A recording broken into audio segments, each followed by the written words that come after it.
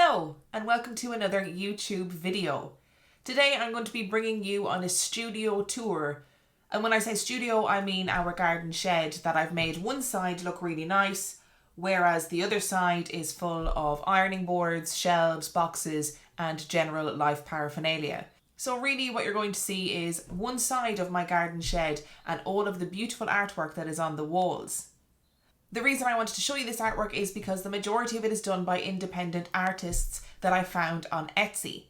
And there might be a few pieces that you might be interested in buying for yourself. I also wanted to take the opportunity in this video to remind you of the charity drive that we are doing for Ulemu. Ulemu was set up by Evan Joyce and his sister Alva, and they are currently in Malawi working with vulnerable children.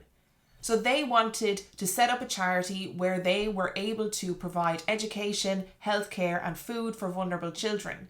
If you donate to the Ulemu GoFundMe, the link is in the description of this episode, you will have the chance of winning a piece of Real Life Ghost Stories merchandise of your choice. You can have a shower curtain, you can have a hoodie, it's entirely up to you. In order to be in with a chance of winning, you need to make a donation to the Ulemu GoFundMe. It could be £5, it can be £500, it doesn't matter, you still are in with the chance to win. So that we know who you are, you need to include RLGS in your name. This is a public GoFundMe, so we need to be able to see your name and know that you want to be in with the chance of winning some merchandise. 10 people will win merchandise, we'll choose those people at random, and their names will be announced on the podcast episode that is released on the 21st of March. At the end of this video, there will be a video from Evan Joyce. He will be able to tell you exactly what he is doing with the money that is being donated in Malawi. I really hope that you stick around to watch it, and we also recognise that not everybody has the funds at the moment to be able to donate to something like Ulemu. However, if you're not able to donate and you're still interested in helping out, please make sure that you follow them on Instagram, like their posts, share their posts on your stories, and make sure you tell your friends about what they are doing. I also just want to let you know, which is a complete sidebar, that my hat is actually secretly covered in googly eyes. There's no reason why. So, just wanted to let you know. So now let me take you on our very in-depth and serious studio tour.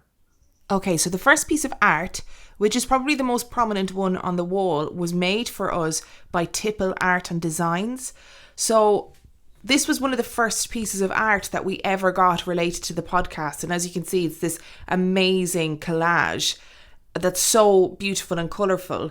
Since then, this was about 2 years ago we received this, and since then Tipple Art and Design has kind of changed his style quite a lot, and he does a lot of amazing black, white and grey realistic images. Obviously I'll leave the website and the links to all of the artwork in the description of this episode. Our next piece is this gorgeous little picture of our little cat, Tiny Bims, otherwise known as Dame Judy Dench. This was commissioned for us by a listener. A brilliant tattoo artist called Sammy Lou Tattoo made this particular piece. And I asked her to create a picture of Tiny Bim, not realising that she had already been commissioned to do so. And she sent us this picture of Tiny Bim.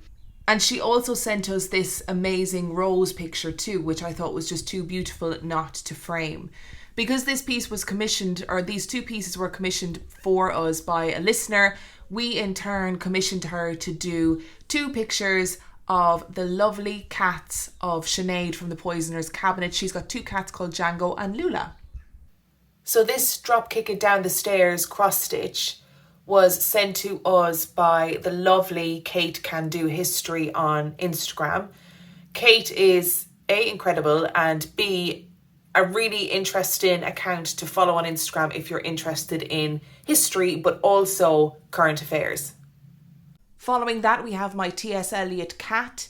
This is the poet T.S. Eliot reimagined as a cat and was actually made for me by a student quite a number of years ago, and I absolutely adore it. We then have this peace sign from a company called Ink and Drop. They did this peace sign, and they also did these little neon octopus and squid for me. They have gorgeous designs on their website, and you can also customize quite a lot of them, which I thought might be really useful for some people. And right in the middle, we have our logo. So our logo was done almost 2 years ago by an artist called Somerville. And she is an illustrator, and I sent her pictures of Dan and I, pictures of our tattoos, pictures of Bimmy, and this was the idea that she came up with, and I absolutely love it. It's just incredible. Lots of people have asked about the mirrors. Hello, there's me. The mirrors I picked up secondhand in a charity shop in Canterbury, and I've got 3 of them. Dan wouldn't let me put them up in the house because he was too freaked out by them. So I put them up in the studio. But when we are recording, I have to turn them around the other way because they freak him out too much. But yeah, I got 3 of them secondhand. I can't remember how much they were, but I love them and I think they're very cute. This particular one has gotten loads of attention. It's the A to Z of Cryptids, and it was made by somebody called Croatoan Designs, and I got it from Etsy. They're also on Instagram, and I believe they have a graphic design website too. I'm not digging the fact that I can see my reflection more than the picture itself, but there we are. So it has the A to Z of cryptids and spooky things.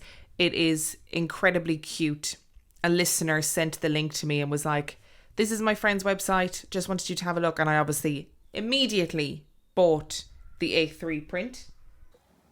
Oh, I almost forgot. When Croatoan sent us the A to Z of Cryptids, their thank you card was a little Black Phillip Live Deliciously thank you card.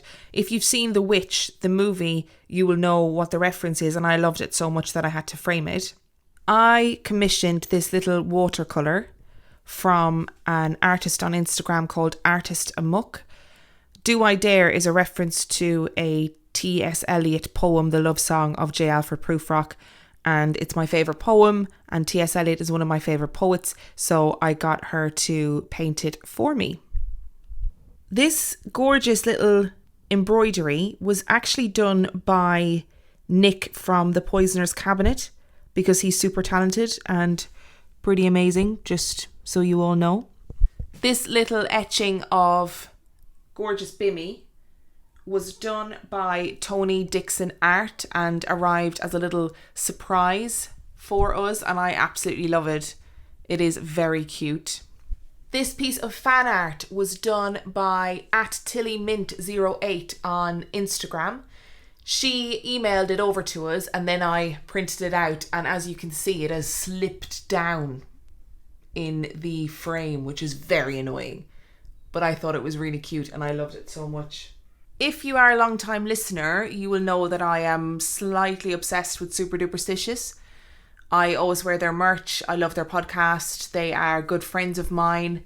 So this Sleep of Reason Produces Monsters poster I got from the Super Duperstitious website, from their merch store on their website, and it is a modern reimagining of a Goya etching, which I absolutely adore, and I just think it's such a cool print and I love it. The little spooky heart was coupled with the little Stay Creepy, Spooky Season, Welcome to Hell prints. They're little A5 prints, and I had to trim them down a bit because I had a couple of frames that I didn't want to go to waste, and they were on Etsy, but the seller on Etsy was Mythical Mother, but she's also on Instagram @Mythical Mother, and I'll obviously, as I said, the links to all of these little artworks will be in the description of this episode. This little skeleton was also got on Etsy. It says, "If you've got it, flaunt it, ha ha ha." And it was from a seller called Designs by Danny F. And I just thought it was very cute and I loved it. So these 4 are 4 separate frames. This is a very annoying angle, but so this one of Dan and I, me eating cereal, which is very accurate, was made by @Emma Knox. This gorgeous little Bimmy in a heart was done by Arachnix on Instagram. So this lovely little multicoloured picture of Bimmy was done by Lady Garden Official on Instagram and is just incredibly cute and I love it so much. And finally, Abby's Art Gallery did the top one. You can also find Abby's Art Gallery on Instagram, and she sells merch with that image on it on Redbubble. And these 4 pictures, I actually got them printed on mixed tiles. You probably have seen it advertised. It seems to be advertised everywhere, but they are self-adhesive frames, so you don't need any command strips, or you don't need any nails, and apparently you can move them whenever you need to. So I linked my Instagram to their website and was able to choose the pictures that I wanted to get printed, and I got 4 done initially to see how they were, and it's pretty nifty. I'd definitely use them again. This little Home Sweet Haunted Home hanging came from Etsy again, and it was Mysterious Makings UK. McKellian Gifts made this little wall hanging, which is a kind of sackcloth material, and it says, "In a world full of basic witches, be a supreme," which is obviously an American Horror Story reference. We have Scully. Obviously, the truth is out there, but so are lies. And we have Mulder. The truth is out there. This came from a shop on Etsy called Wall of the Worlds. We have a tiny little cat Coven, which I thought was just so adorable. Also got it on Etsy from a shop called Grace Moth. And it's a little A5 print. So again, I had to trim it down a little bit to fit the frames that I had. But it is just adorable. And the last one we have is from a shop on Etsy called Full Fat Milk. And it is a Ghostbusters tattoo flash crossover. Now, admittedly, I don't think I've ever seen Ghostbusters, but I thought the tattoo flash element was very cool and I loved it. So I got that on Etsy too. And this is the last thing to show you in the studio. These little coasters were done by Amazing Lazing on Instagram, and they are very cute. They are like slate, very kind of heavy and good quality. So well worth checking out.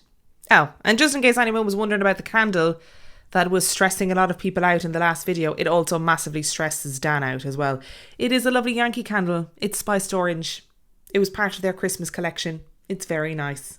So that was it. That was our studio tour. I'm not going to show you the other side because it's not fit for human consumption, and I'm fully leaning into the googly eyes. You're just going to have to embrace it. There is a story behind it, but I'm not going to tell you. You're just going to have to make up your own story as to why I have a fur bucket hat covered in googly eyes. I'm about to show you the video from Ulemu. Please make sure that you donate if you can. Please watch the video. Please like them on Instagram, follow them on Instagram, share their stories, and we shall see you soon. Hello. I just got paid.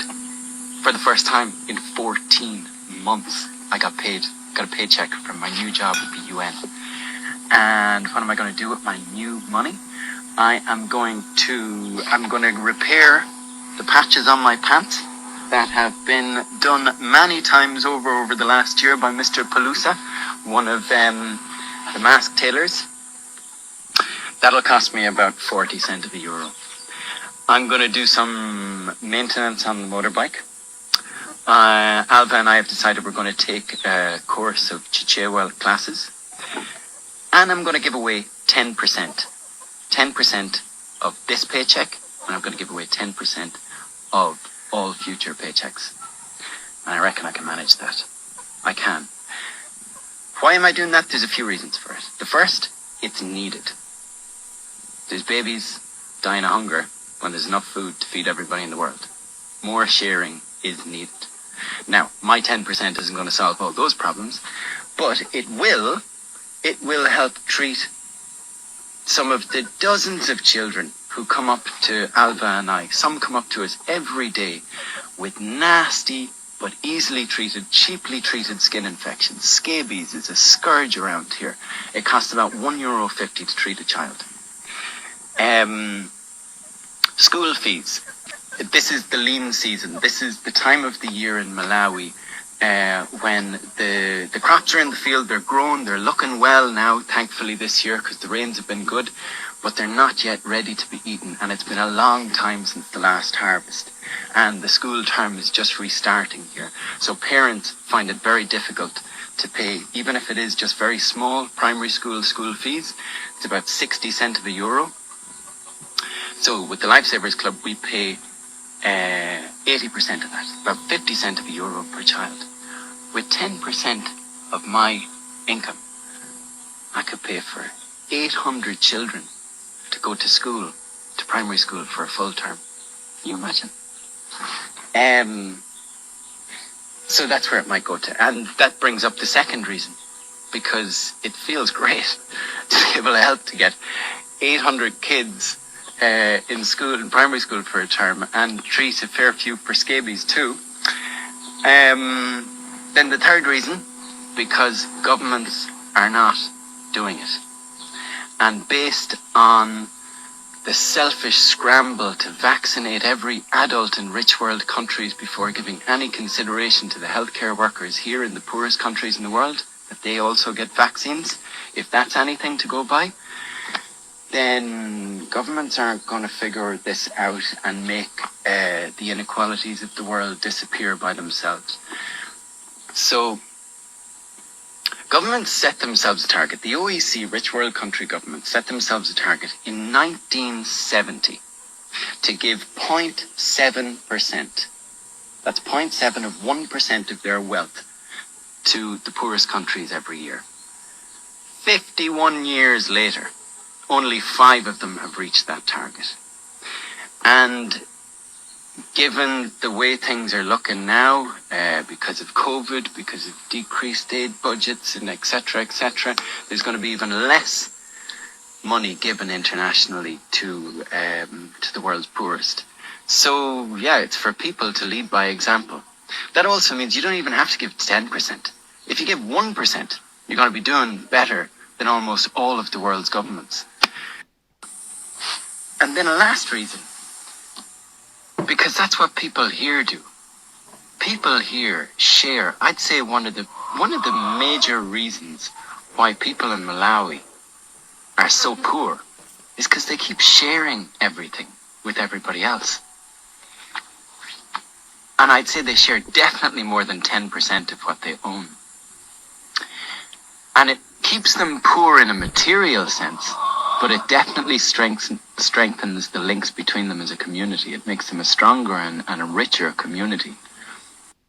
So, if you would like to give 10% of your income, or a lesser amount, 1%, a fraction of 1%, whatever it is, anything, a euro, but you want to do it on a monthly basis, and you want to give part of it to ulemu.com or Lifesavers Club, to us here in Sitima, then go to ulemu.com, click on the donate button, and the very lovely Michelle Thomas, who has designed the ulemu.com website, has made the donate button now lead to a PayPal account.